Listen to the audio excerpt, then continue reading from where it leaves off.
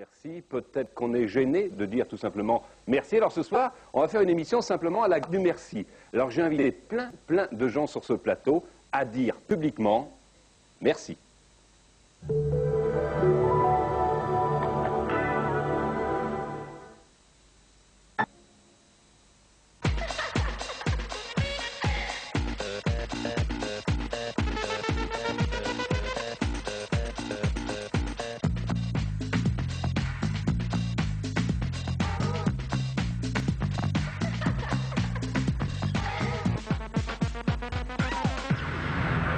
Depuis le studio 4 de l'avenue Ariane à Bruxelles, c'est bon pour une fois. Bonsoir à tous.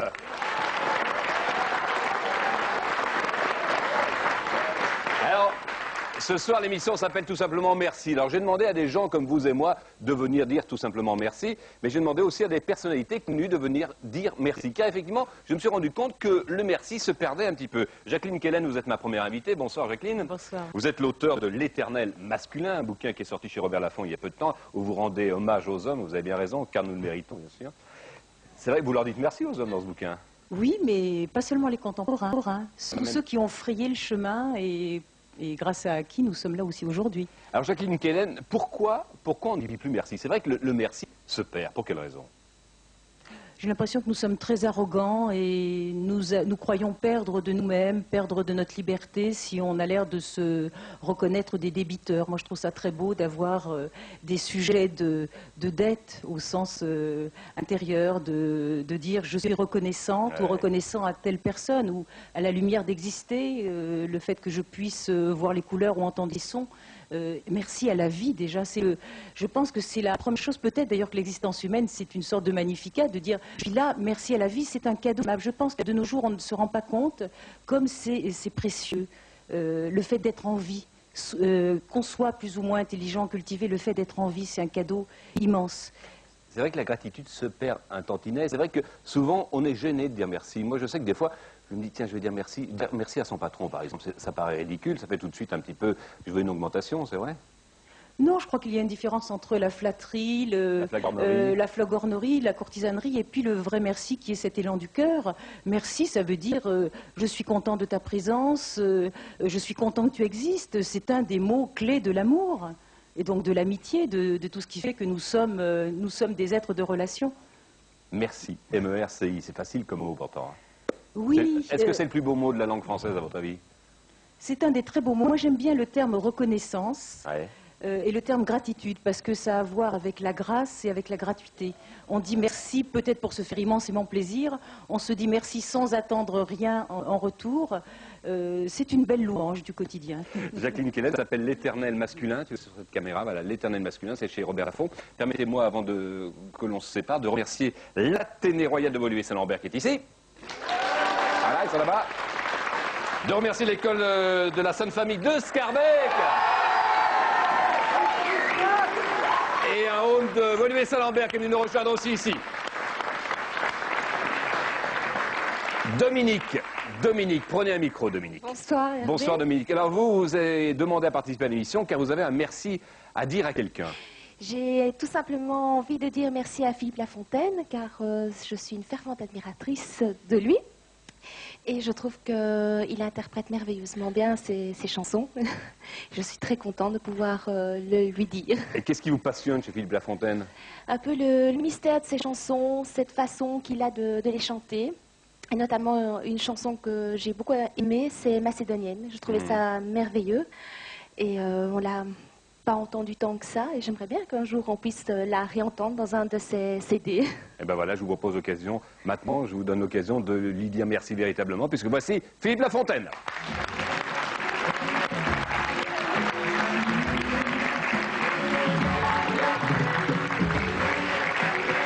Lafontaine. C'est vous.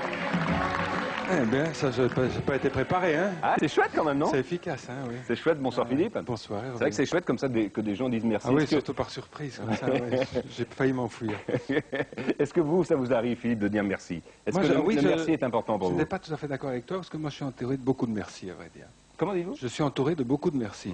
c'est peut-être le stress de ton entourage qui t'empêche de te remercier, ou ta méchanceté peut-être, mais moi je suis entouré de beaucoup de merci. C'est agréable. Non, je ne sais pas, mais moi je trouve qu'il n'y a pas de déliquescence dans l'utilisation du mot merci. Vous l'employez beaucoup, le merci Tout le temps. Je Votre dis femme, merci. vos enfants, vos parents, vos Après musiciens. chaque repas, je dis merci. Oui. Je vous le jure. Vous dites merci à la vie, comme le disait Jacqueline Kellen tout à l'heure. Moi, je me remercie à tout, hein, à part le poncif essentiel de dire merci à ses parents, parce que c'est quand même essentiel. Oui. Ça vous est arrivé, vous leur dites des fois merci?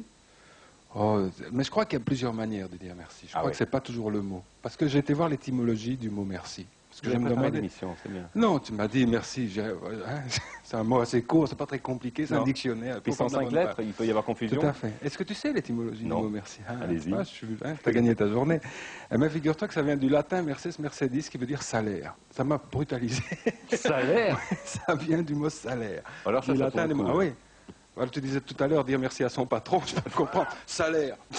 Donc le mot n'est pas gratuit alors? Ben, au départ, non, il a été visiblement dénaturé. Je ne suis pas un grand étymologiste, je me suis fié au dictionnaire que j'ai vu, mais j'ai trouvé ça assez farce quand même. Alors, est-ce qu'il y a beaucoup de gens comme Dominique qui viennent vous dire merci après vos spectacles? Mais je crois qu'un applaudissement est un merci en soi. Je pense que, oui, je pense que c'est... Justement, c'est pas nécessairement le mot merci, je crois qu'il est polymorphe. Pour employer un mot que tu comprends. Oui, polymorphe, oui, j'ai très bien connu la famille. Je possède un peu le flamand, c'est vrai aussi.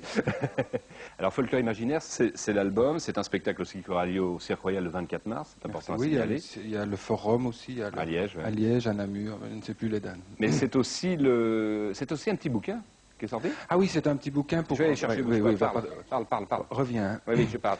Je suis tout seul, je suis un peu... Non, vas-y, continue. En fait, c'est un petit bouquin, c'est pour étoffer le spectacle, en fait. C'est-à-dire que, comme chaque chanson a été comme était partie d'un voyage imaginaire dans des pays imaginaires, j'ai voulu leur donner des petits contextes, etc., pour encore plus peaufiner le plaisir de partager ce voyage. En fait. S'il y avait Philippe Lafontaine, s'il y avait un merci d'honneur, comme ça, comme je vais me poser la question à Jacqueline Kellen, il irait vers qui? Justement, à part mes parents, j'aurais tendance à dire, c'est un petit peu prosaïque, mais j'aurais tendance à dire merci aux gens, justement, comme la demoiselle tout à l'heure, qui restent fidèles à mes émerveillements, je dirais. Parce que je peux vous dire que je suis en pleine gestation de ce spectacle, qu'il y a des jours où je doute, mais à n'en plus finir. Donc les pépettes à trouille. Oui, les pépettes. Et alors savoir qu'il y a des réservations qui se font, je veux dire que je ne vais pas être complètement tout seul dans la salle. Je suis content. Alors, et un grand merci. Regardez la une et dites en gros plan merci. Merci. Merci Philippe Lafontaine.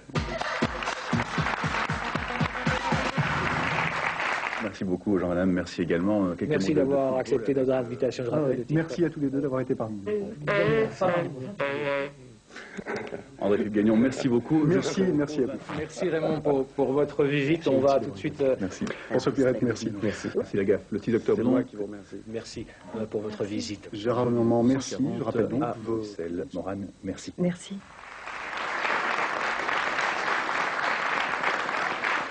Ma lettre pourrait vous surprendre et peut-être me trouverez-vous culotté, mais voici la raison qui me pousse à vous écrire.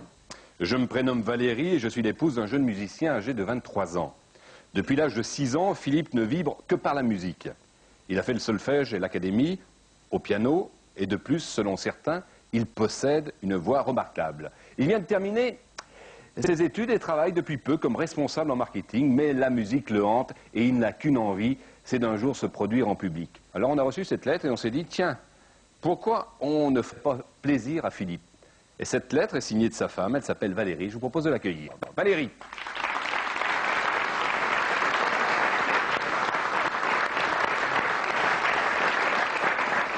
Bonsoir, asseyez-vous. Voilà. Alors c'est vrai que votre lettre nous a surpris un petit peu, et puis on s'est dit, tiens, c'est vrai, pourquoi ne pas le faire, et pourquoi votre mari ne vous dirait pas merci, tiens, tout compte fait. Alors, qu'est-ce qui vous a poussé à nous écrire? Ben, comme je l'ai dit un peu dans ma lettre, tous les jours, Philippe, excusez-moi, je suis vraiment émue, joue du piano et chante, et en fait, il a envie d'être connu et de pouvoir vivre par et pour sa musique. Donc, je me suis dit... bien, on va écrire et on va voir ce que ça va donner, et voilà. En fait, vous voulez lui faire une très très grosse surprise. Exactement. Et nous, on a envie ce soir qu'il vous fasse un très très gros merci, bien entendu. Alors le voici, Philippe.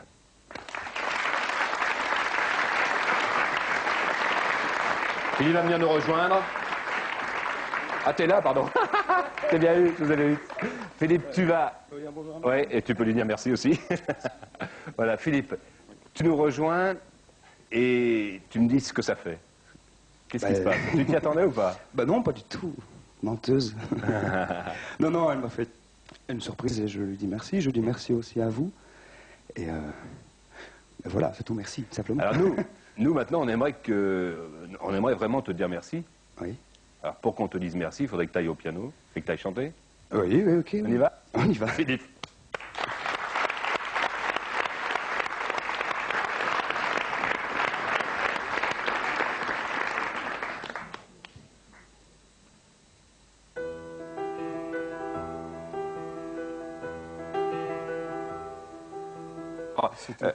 Est-ce que vous, Didier Radiquez, vous avez des merci comme ça à donner dans votre carrière? Est-ce que ça vous est arrivé déjà? Oui, oui, bien sûr. Plein de merci, comme disait La Fontaine aux parents d'abord. Et puis, bon, des exemples en moto, j'en ai eu aussi. Quelqu'un comme Barry Sheen, comme Patrick Ponce, et tant d'autres qui m'ont aidé, qui m'ont motivé. Est-ce que vous êtes du style, vous, à dire facilement merci ou pas? Bon, il n'y a certainement pas de honte, et j'ai pas de honte à le dire. Donc, oui, quand ça le mérite, certainement, avec plaisir. Alors Alexandre, vous lui dites merci maintenant encore. Tout grand merci Didier. Là où je suis, c'est quand même grâce à toi. Alexandre Legrand et Didier de Radiguez, merci.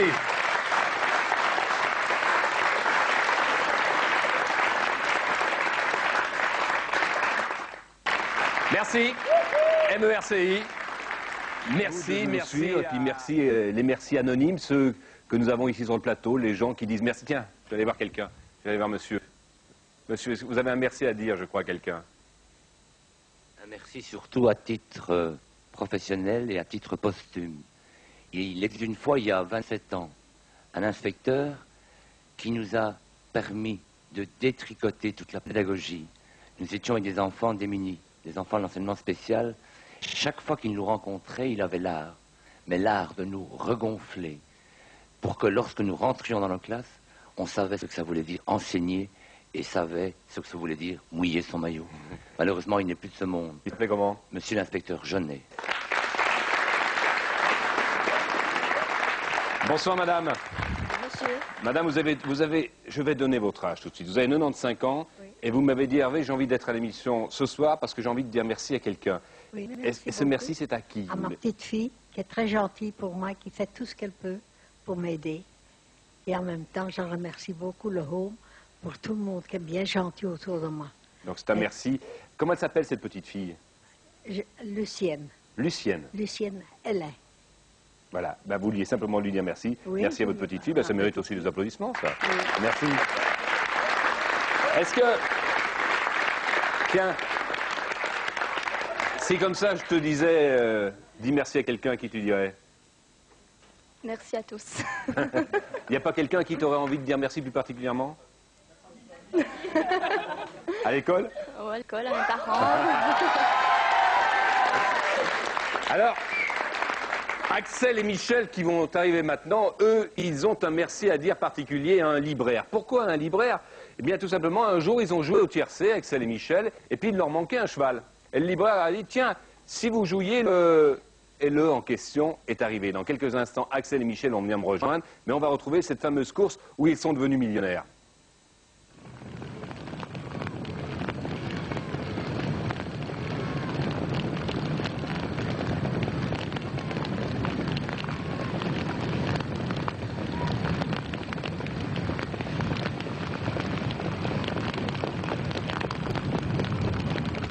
Alors vous voilà, bonsoir Axel, bonsoir Michel, on vous applaudit d'ailleurs, merci d'être là. Alors c'est vrai que vous avez envie de dire merci, vous, à Eric, le libraire. Oui, effectivement. Parlez près de votre micro, voilà. Effectivement, il nous a beaucoup influencé sur le jeu. Au départ, on avait acheté notre journal la veille, comme d'habitude. Et alors, c'est-à-dire que nous avons gagné à 3 exactement. Vous êtes aux 3. Parlez bien. Alors, chacun a mis un numéro, hein, au hasard. Disons, moi, j'ai mis le 18. Oui. Alors, le deuxième a mis le 10. Et lui a mis le 2. Donc c'est grâce au libraire que vous êtes devenu millionnaire, alors c'est ça? Oui, en partie, oui. En partie. Oui, en partie.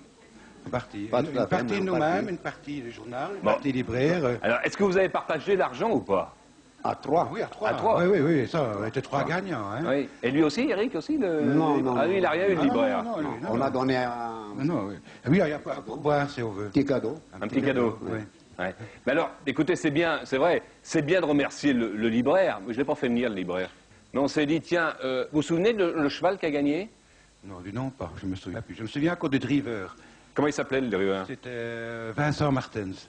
Vincent. Moi, le cheval, là, je l'ai reconnu, parce que vous pensez bien, j'étais aidé par l'école de Scarbeck, là, qui m'a dit ça, le cheval, c'est Idone Secrète. Exactement. Idone Secrète. Idone Secrète. Le voilà. Idone Secrète. Pas trop d'applaudissements parce qu'il a peur. Le voilà, le cheval. Le voici, celui qui vous a rendu millionnaire. N'applaudissez pas de façon qu'il n'ait pas peur. Il est dragué ici par Roland. Alors, on lui avait rien dit au cheval. Il a voulu vous faire la surprise, vous voyez. Il était au courant de rien, le cheval, bien entendu, vous en doutez bien. Alors, comment dire merci à un cheval? C'est un petit peu ça l'embêtant. On aurait une carotte, on pourrait le remercier, mais malheureusement. Ah oui, c'est vrai que si vous aviez des carottes, vous pourriez le remercier. Hein? Voilà des carottes. On va aller le remercier. Allez le remercier. Merci. Voilà, allez-y. Allez donner des carottes à ce cheval. Le cheval qui vous a rendu millionnaire. Idone Secrète, on ne va pas applaudir parce qu'il aurait peur. Il est drivé ici par Roland, qui n'a pas eu trop de mal à arriver, malgré les embouteillages dans les studios d'RTL. C'est ma femme que je remercie parce que c'est elle qui est plus important pour moi, dans ma vie. Mozart. Oh, personne. Merci Yann pour tout ce que vous avez fait pour moi. Merci Annie Cordet. En plus, elle est belge. Jean-Michel Sèvres, merci ce que vous avez fait pour le peuple belge. Vous êtes un exemple.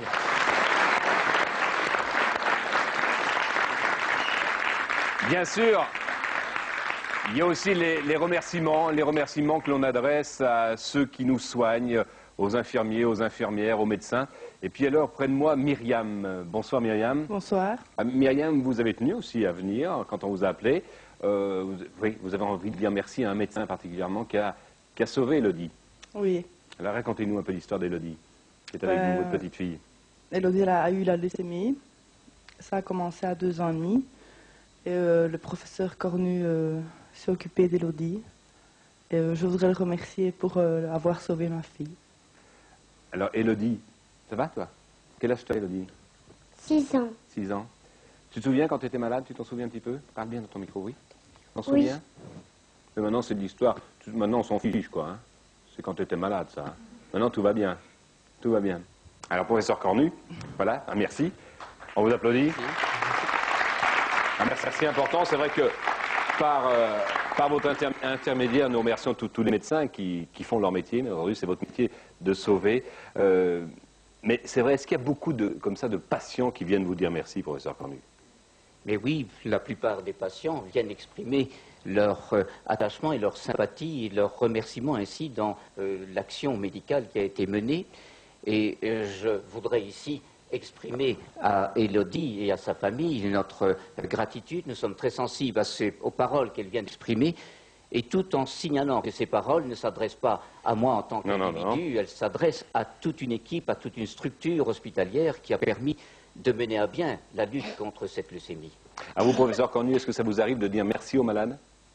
Mais oui, parce que également dans cette relation de soins, il y a des échanges et nous-mêmes, nous recevons par l'attachement, la sympathie du patient, nous recevons également énormément de joie et qui font que nous avons aussi à témoigner vis-à-vis de ces enfants, vis-à-vis de leur famille, également cette gratitude. Merci Élodie de vivre, merci à tous ces malades qui se battent pour s'en sortir. Merci à vous qui allez bientôt être à nos côtés pour l'opération des vies. Merci au professeur Cornu, merci aux chercheurs.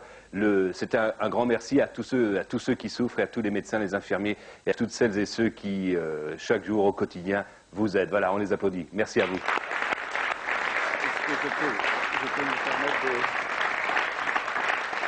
de... Alors, le professeur Cornu veut rajouter un tout petit mot.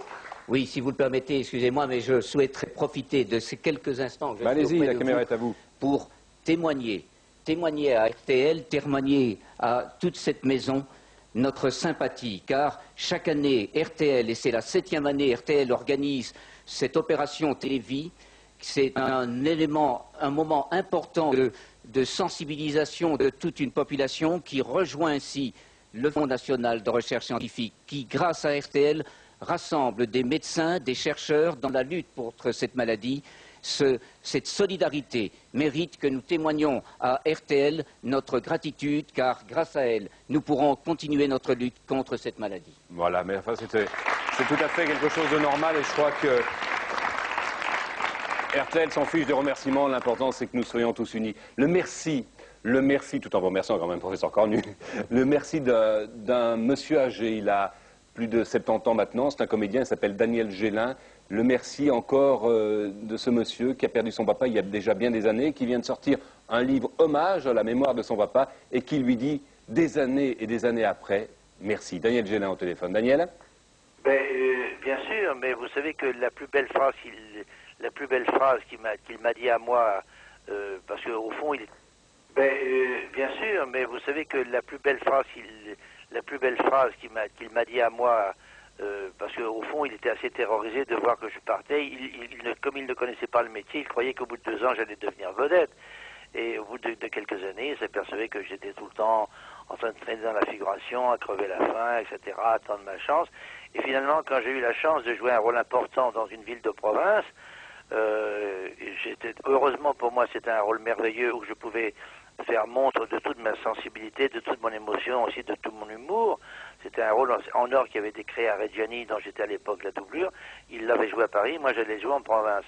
Et un jour, il a pris le train, je le raconte dans le livre, il est venu à Vitré, et il a assisté à la représentation, et c'est lui qui m'a dit merci. Et le merci qu'il m'a dit a été de loin le plus beau compliment, le plus bel encouragement que j'ai pu avoir de toute ma carrière. C'était pas bravo ce qu'il m'a dit, c'est merci. Merci d'être devenu ce que je suis devenu, quoi. Alors, ce merci-là de mon père, je l'ai à peine entendu, vous savez, il avait la voix étranglée de sanglots, il pouvait à peine parler, mais ce merci-là, je peux dire que je l'oublierai jamais. Merci, merci, chérie, toi l'amour de ma vie. Merci, chérie, pour les heures d'un bonheur passé. Merci, chérie. Voilà, bel hommage de Daniel Gélin à son papa. Mesdames, Messieurs, je vous propose d'accueillir maintenant Mademoiselle Marie-Paul Bell.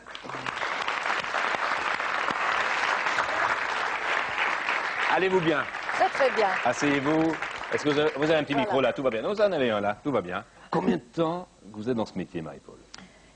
Mon premier album est sorti en 73 et en fait ma vraie carrière a commencé chez vous, à Spar, en 74.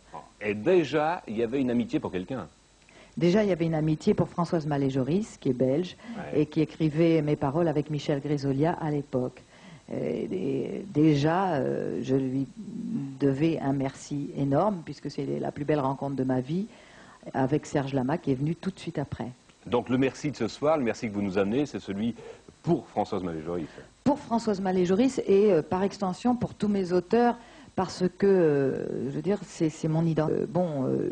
Toute ma carrière, vous savez qu'une carrière, on ne la fait pas seule, on la fait grâce aux rencontres et grâce à une équipe, et on passe notre temps à dire merci. D'ailleurs, à chaque fois que je fais une signature, je commence par le mot merci. Je dis merci d'être là, parce que sans le public non plus, on ne serait pas là. Je dis merci d'être fidèle, parce que pour faire une carrière, il faut une fidélité. Et voilà. Et puis donc, merci à Françoise Mallet-Joris d'être là avec nous ce soir. Merci. À là voilà. Merci pour... Là voilà. Mais quelle cachotière alors. Voilà. Asseyez-vous. Alors je pense que vous allez devoir prendre ce micro, Françoise. Voilà. Si je comprends bien la mécanique, voilà, c'est là. Oui. Madame Mallet-Joris, bonsoir. Bonsoir, monsieur. Bon, c'est vrai que vous vous êtes quitté il y a peu de temps. Mais oui, je l'ai eu au téléphone. Non, j'ai celui-là maintenant. Je l'ai eu au téléphone tout à l'heure et il me dit, bon, on s'appelle demain à Paris puisque je rentre sur Paris. Et bon, c'est vrai, tu sais bien mentir. Hein. On s'est vu hier soir aussi. Et je crois qu'on aime tous à mentir pour faire plaisir. Alors Marie-Paul et François, c'est une grande histoire entre vous deux. Est-ce que vous avez envie de dire merci à Marie-Paul, Françoise Mallet-Joris? Mais certainement, absolument. Parce que quand j'ai commencé à faire des chansons avec elle, d'abord c'était purement pour s'amuser avec elle, avec Michel Grisolia, puis plus tard on a travaillé aussi avec d'autres paroliers. Mais au départ, c'était vraiment une chose d'amitié. Et pour moi, ça a été une découverte, alors que l'écrivain, il travaille toujours tout seul, sans encouragement, sans contact, de travailler à trois. Ça a été quelque chose d'extraordinaire. La renommée de votre nom, est-ce que vous devez cette renommée un petit peu aussi à Marie-Paul Bell? Oh, certainement, mais certainement. Certainement, mais c'est pas le même public, c'est un public différent, et ça s'ajoute. Mais en fait, moi je crois que tout le contact qui m'était très difficile avec autrui, c'est peut-être d'ailleurs une des raisons pour lesquelles on commence à écrire, parce qu'on a un contact difficile, m'a été donné par mon travail dans la chanson. Donc c'est un double merci. On l'échange, on fait un troc. Alors Françoise, est-ce que vous avez l'habitude, vous et Marie-Paul, d'employer beaucoup le merci? C'est un mot de votre langage, là, ou pas? Moi, oui, parce que je passe mon temps à dire merci, parce que je pense que toute seule, je ne serais pas arrivée où j'en suis. Donc, oui, merci. Et puis, merci aux êtres qu'on ne voit pas. Je n'ai plus la chance d'avoir mes parents, et je les remercie d'en haut. Oui, ça, je comprends. Mais moi, j'ai un peu de mal, parce que j'ai un peu de mal à exprimer des émotions vraiment profondes. Et au fond, quelquefois, je regrette de ne pas avoir remercié des gens, justement parce que j'étais trop émue, parce que j'avais peur de montrer une sensibilité excessive. Il y a des gens à qui je regrette de ne pas avoir Quand un être cher part, en général, c'est vrai qu'on se dit « Oh, j'aurais dû lui dire plus merci, j'aurais dû lui dire plus je t'aime », c'est vrai. Bien sûr. Oui, être plus joyeux, faire moins attention à des petites choses et rendre grâce. Quoi. Combien de textes de Françoise vous avez chanté, Marie-Paul? Chanter, écoutez, j'en suis à peu près à mon 17e ou 18e album. En comptant 10 à 12 chansons par album, ça fait pas mal. Donc j'ai pas fait le calcul. Et puis il y a toutes les chansons qui ne sont pas enregistrées, qui sont dans des chemises. Alors celle que vous allez chanter maintenant, ce soir en guise de générique, c'est une chanson de Françoise? Oui, vous voulez dire un mot avant peut-être? Oui, je voudrais remercier particulièrement mon amie Madly, que vous connaissez bien en Belgique, et qui m'accompagne dans cette tournée en ce moment, et qui est présente sur le plateau. Madly, on peut peut-être la voir, Madly, à l'écran, et elle est avec nous. Madly, la compagne de Jacques Brel. Elle aussi, si on lui tendait le micro, elle dirait certainement merci au grand Jacques, c'est vrai? Oui, je pense, mais en fait, c'est quelqu'un qui m'a beaucoup soutenue dans des moments difficiles, car dans les carrières, on a toujours des moments difficiles, et c'est pour ça que je tiens publiquement à la remercier. Madly, Marie-Paul Bell et Françoise Maléjoris, bravo. Au piano, Marie-Paul, allez au boulot. En guise de générique, Marie-Paul Bell, une chanson de Françoise Maléjoris ou pas? Oui, oui, oui. D'accord. Merci, on se retrouvera nous jeudi prochain pour une autre émission en guise de générique. Donc voici Marie-Paul Bell.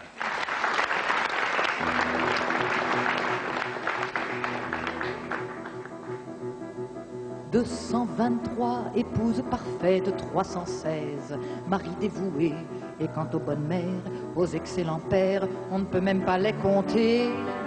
140 députés honnêtes, 213 excellents voisins. Dans les cimetières, y a qu'à lire les pierres, ce sont tous de petits saints. Mais où est-ce qu'on les enterre, ceux qui sont méchants, qui faisaient pleurer leur mère, battaient leurs enfants, les antipathiques, tous les renfrogniers, que personne n'a jamais regretté. Mais où est-ce qu'on les enterre, les vilains râleurs, les huissiers et les belles-mères et les percepteurs, les grippes sous notoires et les créanciers, que personne n'a jamais regretté.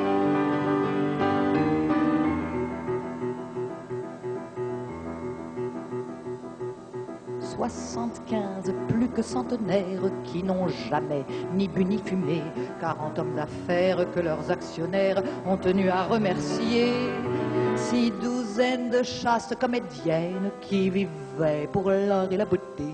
Dans les cimetières, y a qu'à lire les pierres, ils seront tous canonisés. Mais où est-ce qu'on les enterre, ceux qui sont méchants, les macros et les mégères, tous les médisants, ceux qu'on croise très vite dans les escaliers, que personne n'a jamais regretté. Mais où est-ce qu'on les enterre, les vilains gagas, qui vous parlent des heures entières de leur estomac, les envieux chroniques et les constipés, que personne n'a jamais regretté.